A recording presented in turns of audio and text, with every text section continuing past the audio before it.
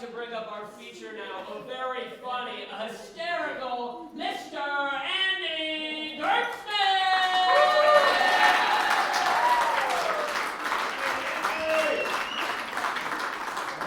Guys, keep going for bragging.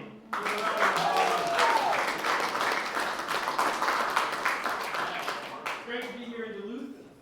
I came down from Winona, or up from Winona.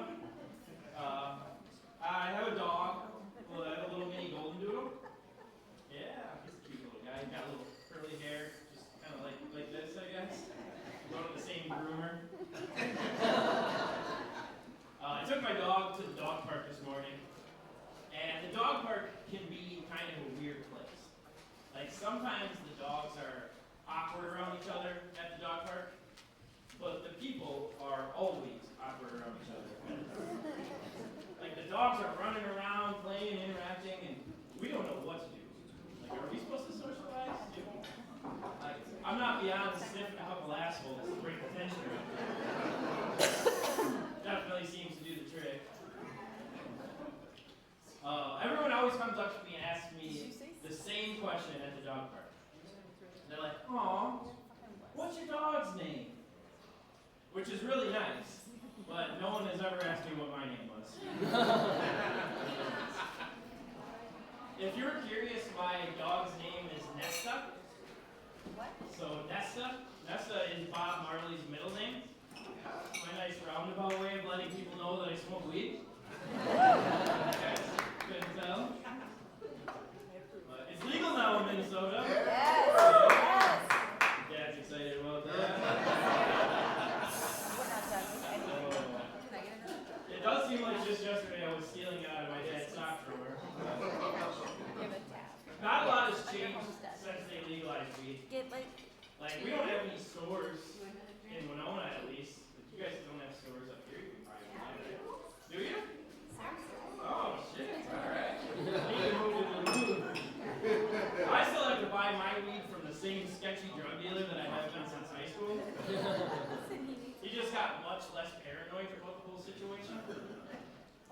Like, he doesn't even come inside anymore. He'll just pull up in the driveway, or he'll leave it right on the front step, like a DoorDash. So according to my drug dealer, it's still technically illegal for him to sell me weed, but he can gift it to me, and then I can give him a donation. So he'll pull up and he'll be like, "Hey man, here's your gift. Now you give me a donation, or I'll break your fucking legs." So yeah, not a lot has changed. The nice thing about weed, one of the nice things about weed, is it's been the same price since I've been in high school. It's gotten cheaper, if anything.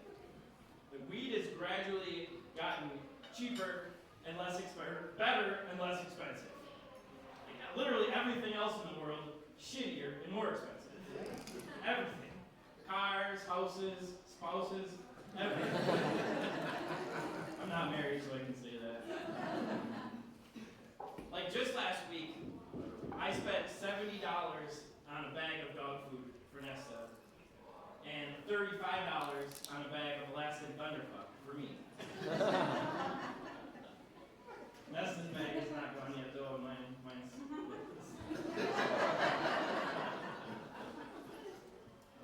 but I'm a single guy, and I've been doing the dating apps, and like, traditionally I haven't had a lot of luck with online dating, but after I got Nesta, I put him in all of my dating profile pictures, right? And my matches went up 300%. Yeah, from 1 to 3. I crunched the numbers as 300%. So I turned 40 last summer, and so it's weird being older and doing the dating apps. Like, there's all these different types of relationships. Like, I matched with this one girl on the apps, and her profile said that she was in an E&M relationship. So I don't even know what that meant. Some of you guys look confused. So I had to look it up. E&M stands for ethical non-monogamous. So non-monogamous meaning she's married, but she still sleeps with other people. And ethical is a word they put in front to make themselves feel better. I'm not here to judge. I mean, to each their own. But like, if we meet up and if I hook up with this girl, she's gonna go home and tell her husband about it. Makes me feel kind of uncomfortable, you know. I guess I'm just looking for a more traditional relationship where we can just cheat on her husband behind his back. It would make me feel much better.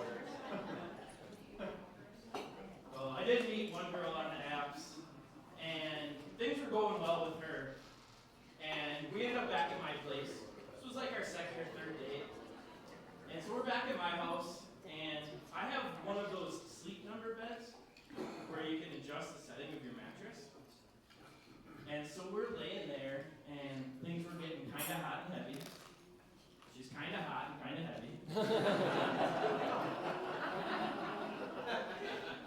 Well, out of the blue, she asks me, "So what's your number?"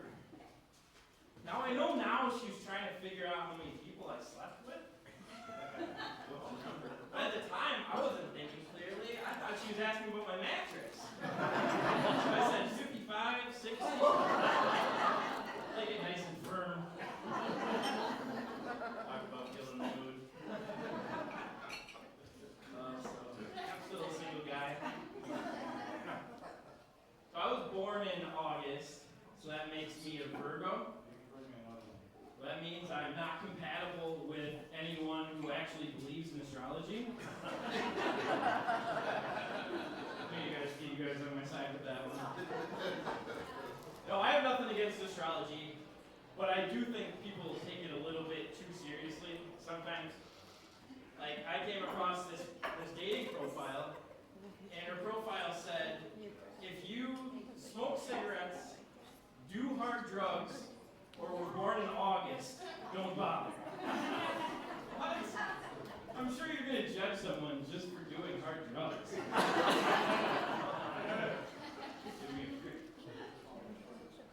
Probably just last week. So I got my cousin's wedding coming up this summer, and he asked me if I would perform his wedding ceremony. That'd be pretty cool. You guys could tell I'm a man of the cloth.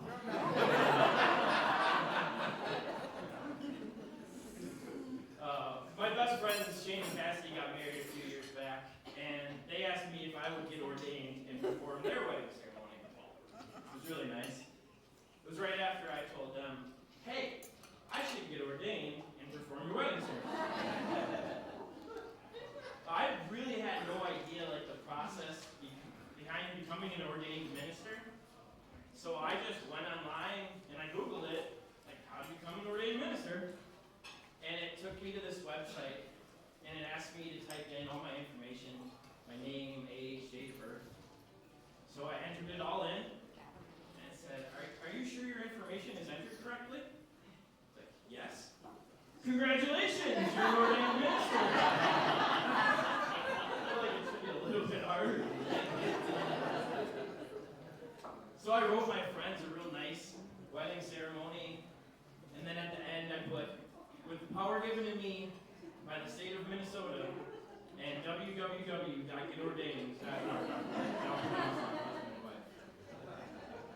So if there's any couples in the audience looking to get hitched, Right here, baby.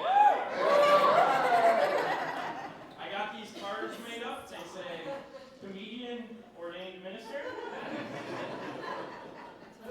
I'm also an Eagle Scout. I was going to put comedian, ordained minister, Eagle Scout, but I just could not think of one useful purpose that would serve. But I can tie knots, and I can tie the knots. I can also write really terrible jokes like that one. Man of many talents. Three talents. Sometimes I do get confused, and I'll be performing a wedding ceremony and accidentally slip in a joke about my drug dealer. Probably the most important day of somebody's life.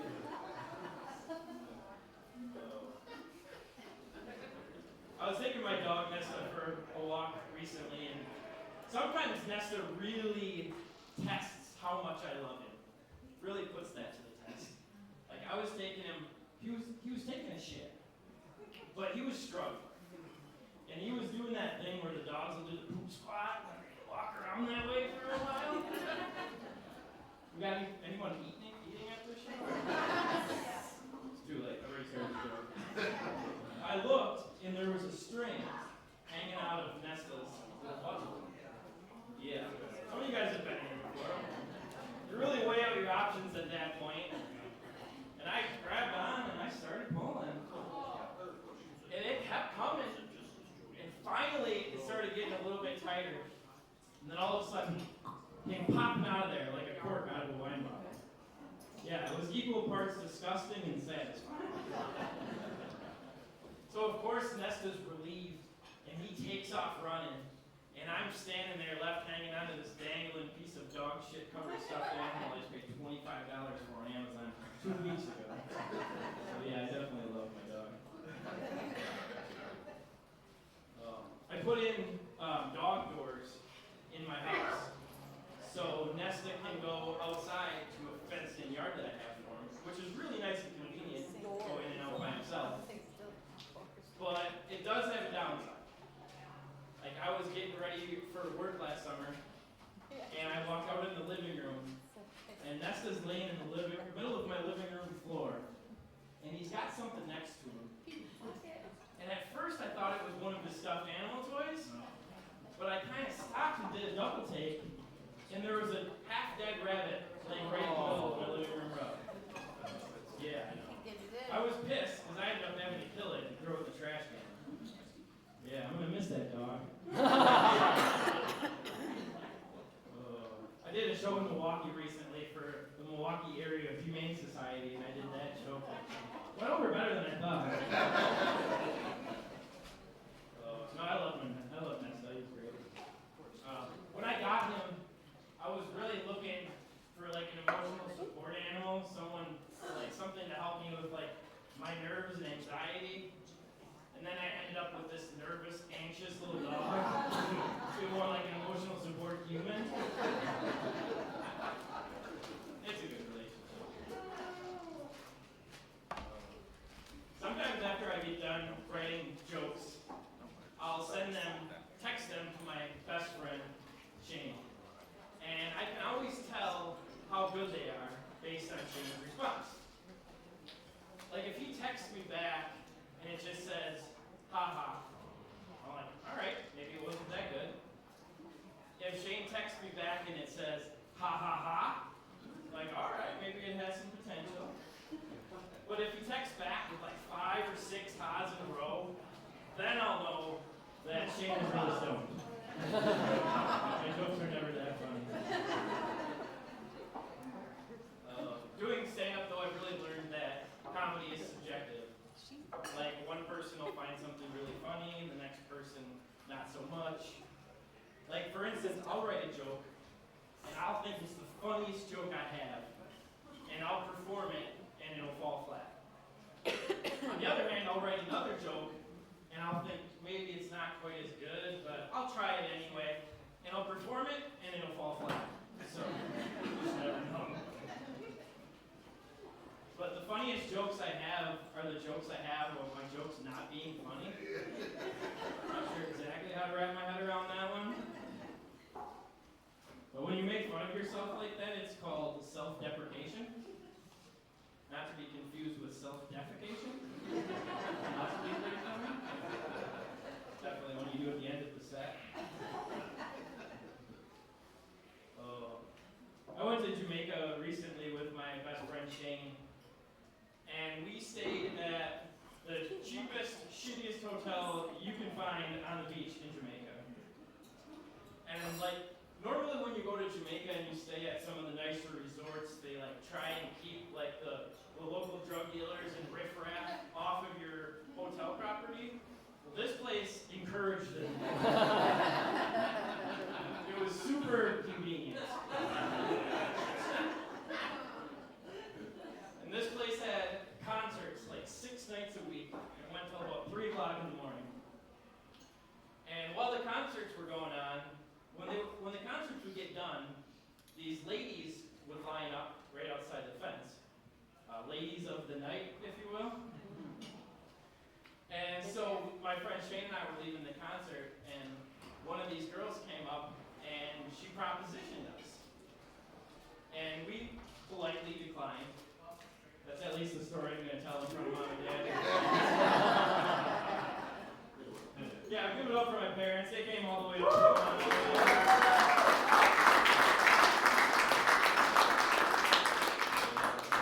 Where was I? Oh yeah, Jamaican prostitutes. So we politely declined. And the next day I got up early and I was walking down the beach. And this same girl had a stand set up on the beach and she was selling jewelry. And so she called me over, and so I stopped and I bought a necklace from her. It wasn't a pearl necklace, made of beads. Oh my God. And I got back to the hotel, and I saw Shane, and I'm like, Shane, you're never gonna believe it.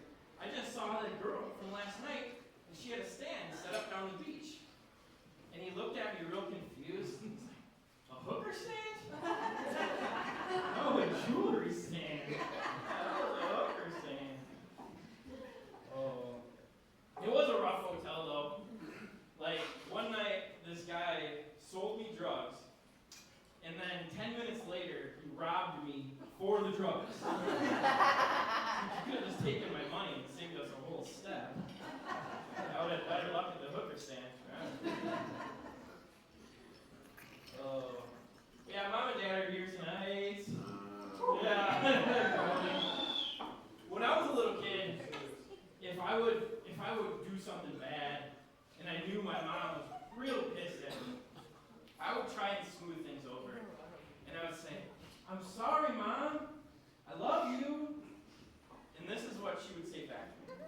She would say, I love you too. I just don't like you very much. Yeah, that's why I'm up here doing this right now. I'm planning on telling them the same thing when I drop them off at the nursing home. I still love you guys. You're just not that pleasant to be around.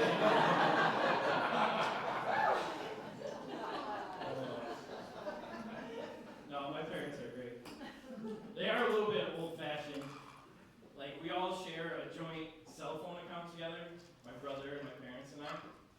And so, when it comes time to pay the bill at the end of the month, my brother will send me his share on Venmo, just the money sharing app. And I have to then go to the bank and take out cash. And I drive it over and I drop it off at my parents' house. They then take the cash, they drive it and deposit it at the same bank. Then they go home and they take this thing called a checkbook. They write a check out for the cell phone bill. And then this guy comes to pick it up on horseback. Quite the process. I told him, I'm like, Mom, Dad, why don't we set you up with a Venmo account, and Jack and I can each send you our share of the cell phone bill, and then you can go right on your phone and pay the bill right there. She's like, no, it's easier this way. Easier for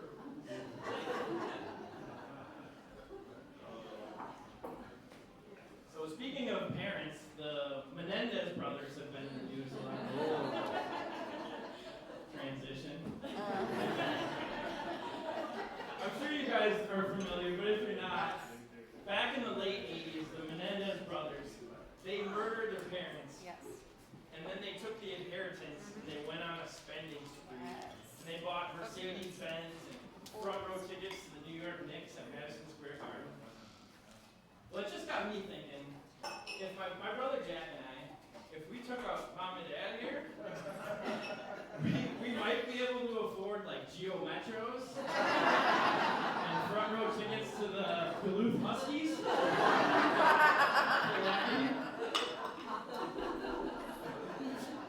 guys are probably pretty safe.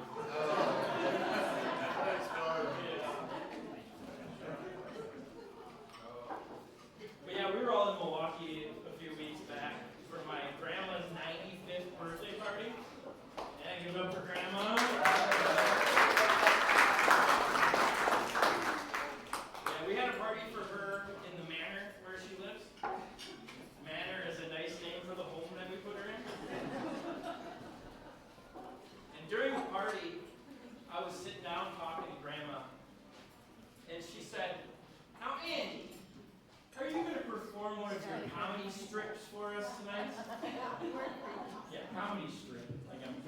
And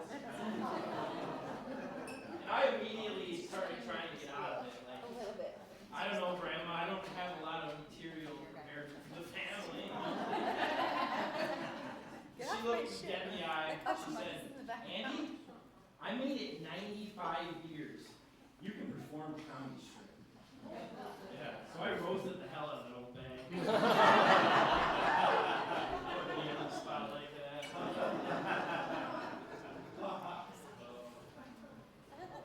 My dad and I, we used to go on a trip a couple weeks from now, every year we'd be going on a trip to Kentucky Derby. That was always a good time. We had a lot of crazy times at the Kentucky Derby.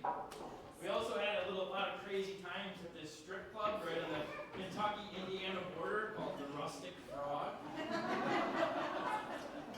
Where one night after a stripper did a handstand with her coochie in my face, I was forever nicknamed the Muffin Man. One that sticks, too. We would go with my uncles and my cousins, and we all stayed at this old 1800s Victorian style bed and breakfast that we just had no business being at whatsoever. And later that night after the Rustic Frog incident, I was in the hotel room I was sharing with my cousins, and one of my cousins, Jim, was in the corner of the room doing a handstand, reenacting what happened earlier that night, and he went crashing down onto the floor. Now I'm laying on a rollaway bed by the door when my Uncle Pete comes busting into the room in nothing but his tidy ways. What the hell is going on in here? So he's standing here and I'm laying right here, making it the second time that I had a crotch in my face. They were getting less enjoyable.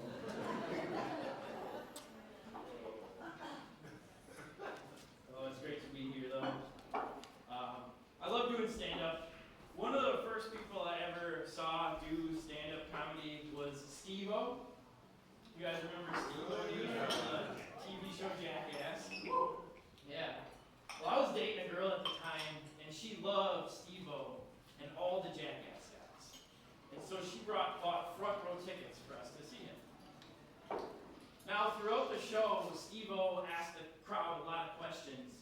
It was like a real fun, interactive comedy set. Just like this one. Except fun and interactive. Well, he asked this guy sitting at the table next to me. It's like, so what's your favorite porn site? And the guy answered with his favorite porn site. But I just remember thinking, oh, that could have been awkward if you had asked me. I'm sitting there with my girlfriend and her parents who I was meeting for the first time. And so Steve-O continued his set, and sure enough, he called me up. He asked me, have you ever grabbed your best friend in the dick? Yep. Yeah, I was a little bit surprised, but it was a much easier question to answer. Who hasn't? So Steve-O continued on to tell a story about grabbing his friend in the dick, and then at the end of his set, he lit himself on fire and did a front flip into a table. Yeah, you ever have an epiphany? Like, this is what I need to be doing. So if we can clear one of these things. After the show, my girlfriend and I, we got to meet Steve-O and get our picture taken with him. And later on, she ended up cropping me out of the picture. While we were still dating. Yeah, who's the jackass now? Well, I'll leave you guys with this, but I was in Rochester recently doing a show at Goonies Comedy Club. Yeah, Rochester some love. Before the show, the host had a camera set up backstage. And he said, hey, I'm doing free headshots for all the comics. So I thought, all right, I'll take advantage of this. So I got up there. He asked me, have you done these before? I said, oh yeah, I know the drill. So I faced the camera and I got my picture taken. Then I turned to the right. Back to the left. Those are the ones I had done before.